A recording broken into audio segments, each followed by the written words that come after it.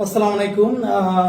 আপনারা জানেন অনেকেই আলাপ করছে যে আমাদের খালেদ মহিউদ্দিন উনি বাংলাদেশে এসেছেন এবং যদিও আমি তার সাথে যখন একটা শোতে ছিলাম আমি তখনও বলেছিলাম যে জুলাইয়ের মতো ঐতিহাসিক গণ অভ্যুত্থান এরপরে উনি বাংলাদেশে আসার সময় পান নাই। উনি জার্মানি থেকে বাংলাদেশ না এসে জার্মানি থেকে আমেরিকায় চলে গিয়েছিলেন।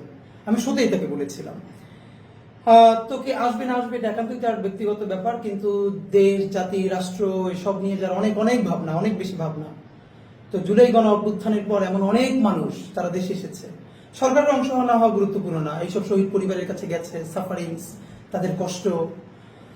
মুশকিলটা হলো এই ব্যাপারে আসলে ওভাবে রিয়াকশন দেওয়াটাও কঠিন। এরপরও আমি বিশেষ করে ইনকিলাব মঞ্চের ভাই যারা অ্যাক্টিভিস্ট আছে, আপনারা জানেন আমাদের সাথে অনেক শহীদ পরিবার, তাদের সাথে আমাদের কথা হয়। আমরা তাদের কোনো উপকার করতে পারি না, কিন্তু তাদের যে কথা যা তারা বলতে চায় কিন্তু কোথাও আসে না, তো তারা মনে করেন যে তাদের কথাটা হয়তো আমরা কোথাও পৌঁছে দিতে পারি। তা খুবই আমি ক্যাজুয়ালি জাস্ট কিছু বলবার জন্য হঠাৎ করে মনে হলো যে আমাদেরকে সকাল থেকে বেশ কিছু শহীদ পরিবার বলেছেন যে সম্প্রতি যে খালেদ মহিউদ্দিন ওনার একটি ভিডিও ভাইরাল হয়েছে, উনি ঢাকা বিশ্ববিদ্যালয়ে সম্ভবত আলাপ করছেন গণযোগাযোগের সাংবাদিকতা বিভাগে স্টুডেন্টদের সাথে। সেখানে ওনার কিছু বক্তব্য, ওনার জুলাই শহীদ এবং এই শব্দের ব্যাপারে ওনার টোটাল বডি ল্যাঙ্গুয়েজ এ নিয়ে যেহেতু আমাদেরকে কেউ কিছু জানিয়েছেন, তো আমরা মনে করছি আমাদের এই আলাপ নিশ্চয়ই খালেদ মহিউদ্দিন শুনবেন, কারণ তিনি সবকিছুতে খোঁজ রাখেন এবং আমাদের ব্যাপারে তিনি ভালো করে খোঁজ রাখেন। সুতরাং আশা করি উনি এটাও খেয়াল রাখবেন। তো আমরা যা বলছি এটা অনেক শহীদ পরিবারের কথা, তারা আমাদেরকে বলেছে আমরা হয়ে যেন তাদের ব্যাপারে কিছু, মানে তাদের কথাগুলো যেন আমরা একটু বলি। দেখেন, আপনারা অনেকেই আমরা একটা ব্যাপারে রিয়াক্ট করছি, আমিও একটা পোস্ট দিয়েছি, সেটা হলো যে প্রধান ফ্যাসিস্ট খুনি হাসিনাকে তিনি সাবেক প্রধানমন্ত্রী বলেছেন। এই আলাপটা আসলে একটা সেকেন্ডারি আলাপ। এই আলাপটার থেকেও খুবই সিগনিফিকেন্ট একটা ব্যাপার ঘটে গেছে, যেটা আমরা কেউ যেন অনেকে খেয়াল করছি না এই ভিডিওটার মধ্যে। আপনাকে কেউ খেয়াল করেছেন যে এই আলাপের একটা অংশে আমাদের খালেদ মহিউদ্দিন বলছেন এনসিপি যারা তরুণ তুর্কি, মানে হাসনা সার্জিস, তাদের কথা বলতে গিয়ে তারপরে খালেদ মহিউদ্দিন যখন পলাতক ছাত্রলীগের খুনি লীগের সভাপতি সাদ্দামের ইন্টারভিউ করতে চেয়েছেন, তখন তো বাংলাদেশের আপমর সবাই এটার বিরুদ্ধে গিয়েছে এবং সেটা বেআইনিও ছিল। এবং তখন সম্ভবত হাসনা সার্জিস ওরা যেরকম বলেছিল যে এই রক্তের সাথে বেইমানি করে প্রতারণা। তা আপনি একটা ব্যাপার খেয়াল করেন যে খালেদ মহিউদ্দিন কোন বডি ল্যাঙ্গুয়েজে কাদের সাথে কিভাবে তাদের বক্তব্যটাকে কোট করছেন। তিনি বলছেন বিপ্লবীদের রক্তের সাথে প্রতারণা করে বলে উনি হা করে হেসে দিচ্ছেন, ওনার হাসি আসছে না, আর্টিফিশিয়াল।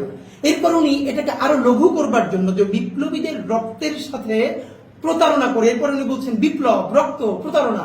এত সহজ শব্দ না, আসলে তো এত সহজ শব্দ না খালেদ ভাই, কিন্তু সহজ তো আপনি করে দেখালেন। কারণ হাসনাত সার্জিসের ব্যক্তিগত কোনো অবস্থানও হয়তো যদি ভুল হইতে পারে, কিন্তু তারা যে জুলাইয়ের গণ অভ্যুত্থানের মুখ বলতে এই যে এত শহীদ, এত আহত, এটাকে আপনি স্বপ্নে যেভাবে লঘু করবার চেষ্টা করলেন, আপনি কি নিজে খেয়াল করছেন এটা আপনি কি করলেন?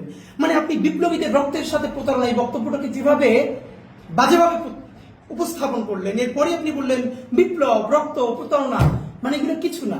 মজার ব্যাপার হলো আপনি একজন সাংবাদিক হিসাবে কি চান? একান্ত বস্তুনিষ্ঠ ব্যাপারগুলো তুলে আনতে চান। আপনি নিজে বলছেন যে ট্রমার ব্যাপারটা আপনার বক্তৃতার মধ্যে বলেছেন।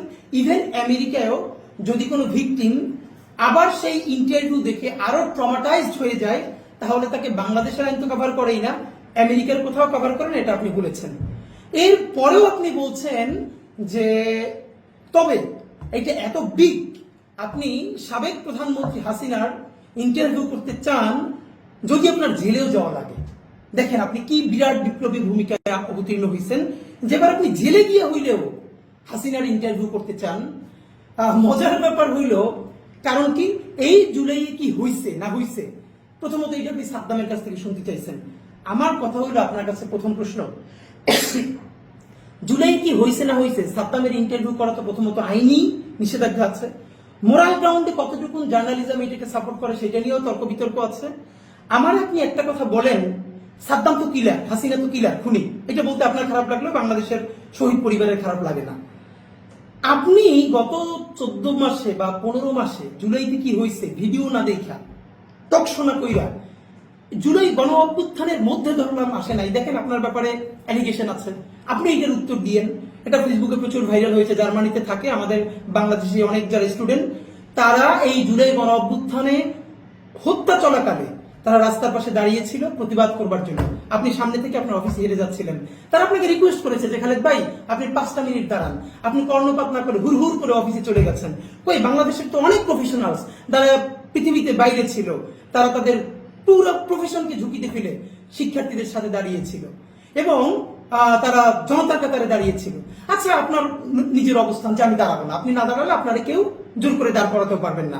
জার্মানির মতো জায়গায় যেখানে স্টুডেন্টরা এত ঝুঁকি নিয়ে ভূমিকা নিয়েছে এবং তারা প্রোটেস্ট করেছে, আপনি তাদের সাথে তো একাত্মতা পোষণ করেনি নাই, তারা রিকোয়েস্ট করেছে তারপর আপনি যান নাই। কিন্তু এরপর আপনি যখন আবার জার্নালিজম শুরু করলেন, আপনি বাংলাদেশে ডকুমেন্টেড 1400-এর বেশি শহীদ, 30-40 হাজারের বেশি সিভিয়ারলি আহত, চিরতরে অন্ধ, পঙ্গু, শিশু, আপনি তাদের একটা ইন্টারভিউ করেছেন এসে? আপনি একটা শহীদ পরিবারের কাছে গেছেন, একটা আহতের সাথে কথা বলেছেন? আপনি কি করলেন? আপনি জুলাই গণ অভ্যুত্থানকে দেখতে চাইলেন সাদ্দামের চোখে, সাদ্দামের লেন্সে, কারণ পলিটিক্সটা আমরা বুঝি।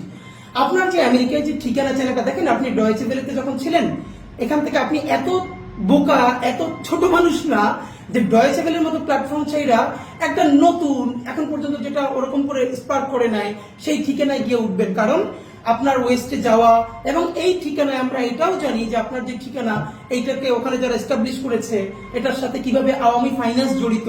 কিন্তু আমি বলতে চাই, আওয়ামী ফাইন্যান্স হলেও তো কোনো সমস্যা নাই, আপনি জার্নালিজমটা করলেই হইলো। সেটা আওয়ামী লীগের চ্যানেল হইলো না, হাসিনার চ্যানেল হইলো, আমার কোনো সমস্যা নাই। আপনি সালমান এফ রহমানের চ্যানেলে চাকরি করছেন না, আপনি চাকরি করছেন, এইটা কোনো প্রবলেম না।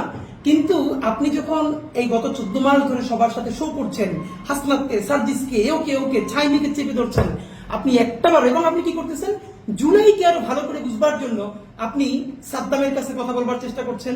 এবার আপনি জেলে গিয়ে হাসিনার সাথে কথা বলতে চান, জেলে গিয়ে হলেও।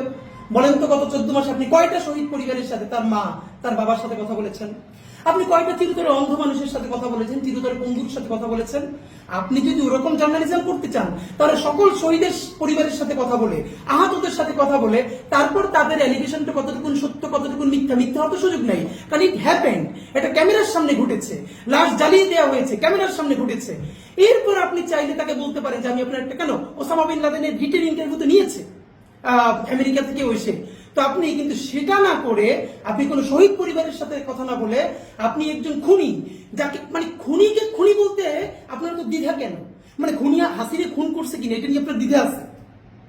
আপনি একটু খালেদ ভাই বললেন তো যে হাসিনা খুন করছে কিনা, এইটা জানার জন্য আপনি ঢাকা ভার্সিটির বলতে ওদেরকে বলতেছেন আর একটু ভালো করে জার্নালিজম পড়ে। ওখানে ব্যাপারে বলেন তো, আর একটু কতটুকুন ভালো করে পড়াইলে খুনিরে খুনি বলতে পারবে একাডেমিশিয়ানরা এবং জার্নালিস্টরা, মানে কতটুকুন ভালো করে পড়াইলে, আর কতটুকুন ভালো করে পড়াইলে যে 4টা ইলেকশন দেশে কোনো ভোট হইতে দেয় না। প্রথমে 111 ইলেকশন, তারপরে 14তে ভোট হয় নাই, 18তে ভোট হয় নাই, 24-এ ভোট হয় নাই, এবং সেই ভোট না হওয়া, দিল্লির ক্ষমতায়িত হওয়া একজন ফ্যাসিস্টকে আপনি প্রধানমন্ত্রী বলতে বলতে মুখে ফেরা তুলে ফেলেন।